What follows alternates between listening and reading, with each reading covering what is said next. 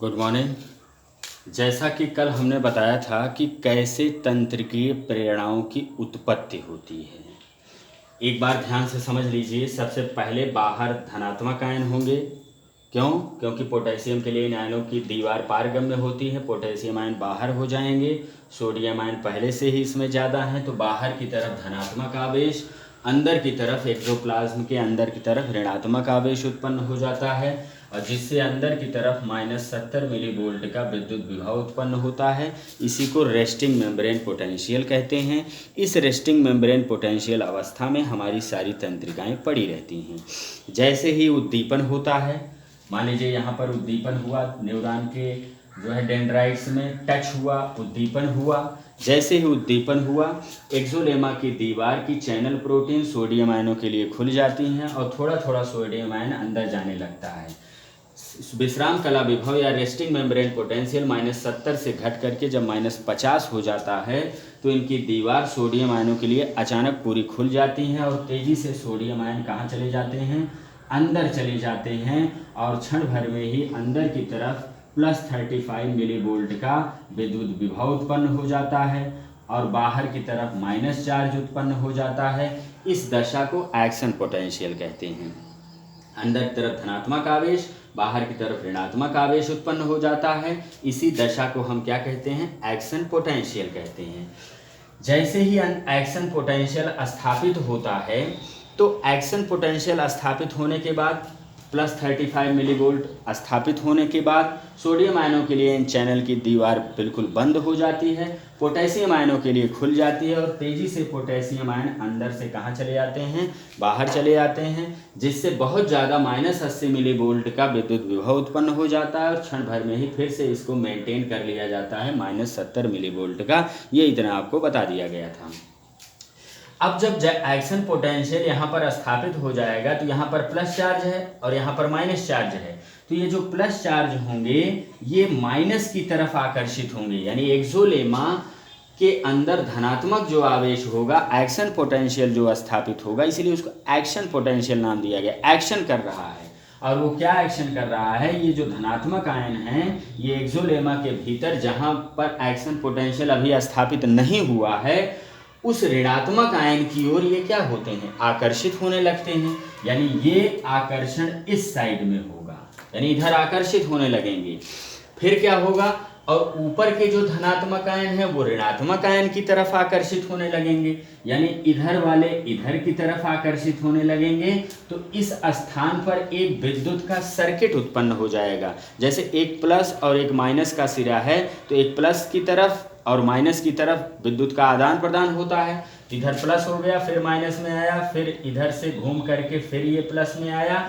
इस तरीके से यहाँ विद्युत सर्किट स्थापित हो गया, विद्युत परिपथ स्थापित हो गया। परिपथ यानी जो सारे सबसे कनेक्ट है, एक धारा प्रवाहित हो गई, और जब धारा उत्पन्न हुई तो इसी धारा से एक उद्दीपन उत्पन्न हुआ आगे की साइड में, यानी आगे की साइड में उद्दीपन हुआ। जैसे हम इसको टच कर रहे हैं, तो जैसे विद्युत धारा का उद्दीपन इसको मिला एक्शन पोटेंशियल के द्वारा, वैसे ही अब एक्शन पोटेंशियल आगे की तरफ बढ़ जाएगा, और जब आगे की तरफ बढ़ जाएगा तो वही प्रक्रिया होगी फिर से। सोडियम आयनों के लिए इनकी चैनल की दीवार पारगम्य, तेजी से सोडियम आयन अंदर आएंगे और बाहर की तरफ क्षण भर में माइनस विद्युत आवेश, अंदर की तरफ क्षण भर में धनात्मक विद्युत आवेश उत्पन्न हो जाएगा। फिर यहाँ पर इलेक्ट्रिक सर्किट स्थापित होगा और यहाँ पर रीपोलराइजेशन की प्रक्रिया स्थापित हो जाएगी, यानी पुराने स्थान पर फिर से यथावत माइनस चार्ज आ जाएगा, अब फिर यहाँ पर प्लस चार्ज आ जाएगा, फिर यहाँ पर विद्युत सर्किट स्थापित होगा,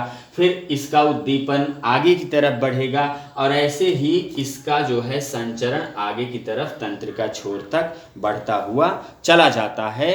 यही है तंत्रिकीय प्रेरणाओं का संचरण कैसे होता है, यानी एक स्थान से दूसरे स्थान तक संचरित कैसे होता है। एक सिद्धांत है बीच में, all are none principle. All are none principle, ये क्या है? ऑल आर संपूर्ण या तनिक भी नहीं। मतलब अगर उद्दीपन यहाँ पर हमने टच किया, उद्दीपन अगर टच किया तो -70 मिलीवोल्ट से -50 मिलीवोल्ट की गिरावट आवश्यक होती है। अगर इतना हमने टच किया कि यह उद्दीपन -70 मिलीवोल्ट से घट करके -50 मिलीवोल्ट हो जाए तो तुरंत ही सोडियम आयनों के लिए चैनल की दीवार अचानक पूरी खुल जाती हैं और तेजी से एक्शन पोटेंशियल स्थापित हो जाता है। लेकिन अगर मान लीजिए इतना धीमा हमने उद्दीपन दिया कि ये -70 से घट करके केवल -60 ही तक हुआ, तो इसमें आगे इंफॉर्मेशन सूचना यानी तंत्रिकीय प्रेरणाओं का संचरण आगे की तरफ नहीं होगा। यानी मिनिमम गिरावट -20 मिलीवोल्ट इसको जरूर आवश्यक होगी। यानी इतना उद्दीपन आप दीजिए कि -20 मिलीवोल्ट का गिरावट उत्पन्न हो जाए ताकि एक्शन पोटेंशियल स्थापित हो जाए और प्रेरणाओं का संचरण हो सके। लेकिन अगर इतना कम उद्दीपन दिया आपने, इतना धीमा उद्दीपन दिया कि इतनी गिरावट हुई नहीं, -60 तक आया, तब इसमें एक्शन पोटेंशियल स्थापित नहीं होगा और तब इसमें तंत्रिकीय प्रेरणाओं का संचरण नहीं होगा। तो इसलिए यहाँ पर कहा गया है आल, या तो उद्दीपन आल पूरा दो, संपूर्ण उद्दीपन दो कि -70 से घट करके -50 मिलीवोल्ट विभव आ जाए, तब तो तंत्रिका की प्रेरणाओं की उत्पत्ति होगी।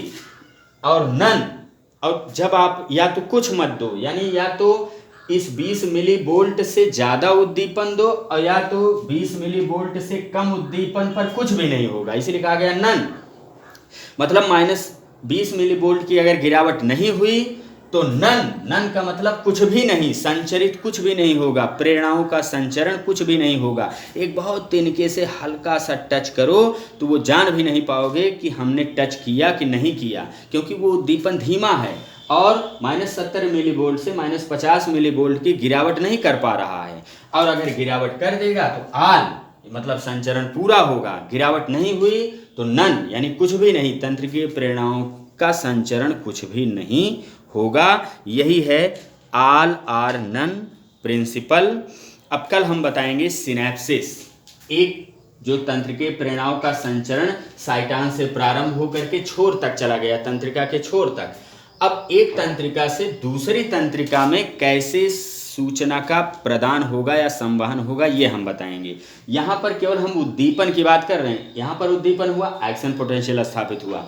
इस एक्शन पोटेंशियल से एक इलेक्ट्रिक सर्किट बनी जो आगे वाले को उद्दीपित कर दिया। फिर यहाँ पर एक्शन पोटेंशियल हुआ, फिर इसने आगे वाले को उद्दीपित कर दिया। यानी उद्दीपन इसी इलेक्ट्रिक सर्किट से उत्पन्न हो रहा है। एक बार उद्दीपन देने पर, एक बार टच करने पर यहाँ पर सर्किट में उद्दीपन, जैसे एक पटाखे की ऐसे लड़ी होती है कि एक तरफ अगर जला दो तो सारे पटाखे ऐसे दगते हुए चले जाते हैं, वैसे ही एक जगह उद्दीपन दे दो तो सारे स्थानों पर पूरे तंत्रिका में उद्दीपन ऐसे आगे बढ़ता जाएगा। तो कल हम बताएंगे एक तंत्रिका से दूसरी तंत्रिका में कैसे उद्दीपन आगे बढ़ता है। Thank you.